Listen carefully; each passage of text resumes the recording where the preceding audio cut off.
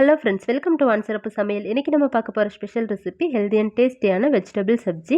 இந்த vegetable சப்ஜியை simple and டேஸ்டியாக குவிக்காக 10 நிமிஷத்தில் எப்படி ரெடி பண்ணலான்னு பார்க்கலாம். அதுக்கு அடுப்பில் கடாய் வச்சு எண்ணெய் சேர்த்துக்கலாம். எண்ணெய் நல்லா சூடானதுக்கப்புறமா 1/2 ஸ்பூன் அளவுக்கு ஜீரகம் சேர்த்து நல்லா பொரிய விட்டுறலாம்.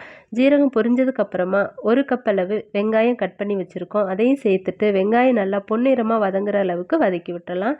வெங்காயம் இந்த அளவுக்கு நல்லா வதங்கி வந்ததுக்கப்புறமா இதில் 1 ஸ்பூன் அளவுக்கு இஞ்சி பூண்டு பேஸ்ட்டு தட்டி வச்சுருக்கோம். அதையும் சேர்த்துக்கலாம்.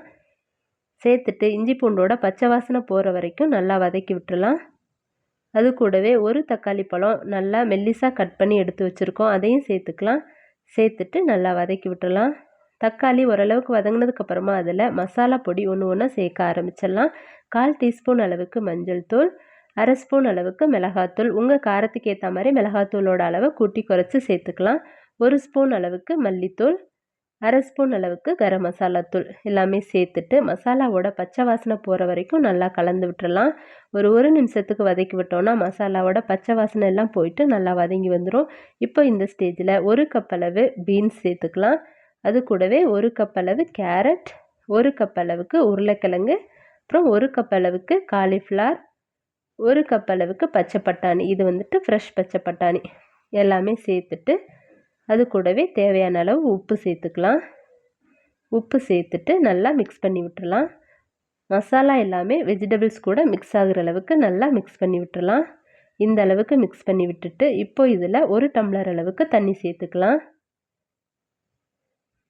தண்ணி சேர்த்துட்டு நல்லா கலந்து விட்டுறலாம். கலந்து விட்டுட்டு ஒரு லிட்டு போட்டு க்ளோஸ் பண்ணி காயெல்லாம் நல்லா வேகிற அளவுக்கு வேக விட்டுறலாம். ஒரு 7 to 10 நிமிஷத்துக்கு வேக விட்டோன்னா காய் எல்லாமே நல்லா வெந்து வந்துடும். இப்போ ஓப்பன் பண்ணி பார்க்கலாம்.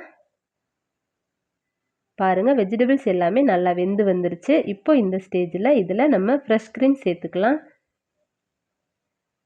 ஃப்ரெஷ் க்ரீம் கூட கொஞ்சமாக பால் சேர்த்து நல்லா மிக்சியில் அடிச்சுட்டு அதை சேர்த்துருக்கோம். அது கூடவே கொஞ்சமாக கஸ்தூரி மேத்தி சேர்த்துக்கலாம். சேர்த்துட்டு நல்லா மிக்ஸ் பண்ணி விட்டுறலாம்.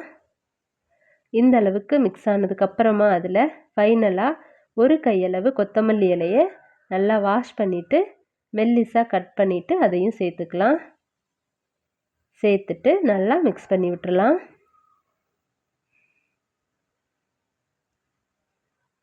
அவ்வளோதான், மிக்ஸ் பண்ணிவிட்டு நம்ம சர்வ் பண்ணிடலாம். இப்போ நம்மளோட ஹெல்தி அண்ட் டேஸ்டியான வெஜிடபிள் சப்ஜி ரெடி ஆயிடுச்சு. இதுக்கு வந்துட்டு தேங்காய் மசாலா எதுவுமே அரைச்சி ஊற்ற தேவையில்லை.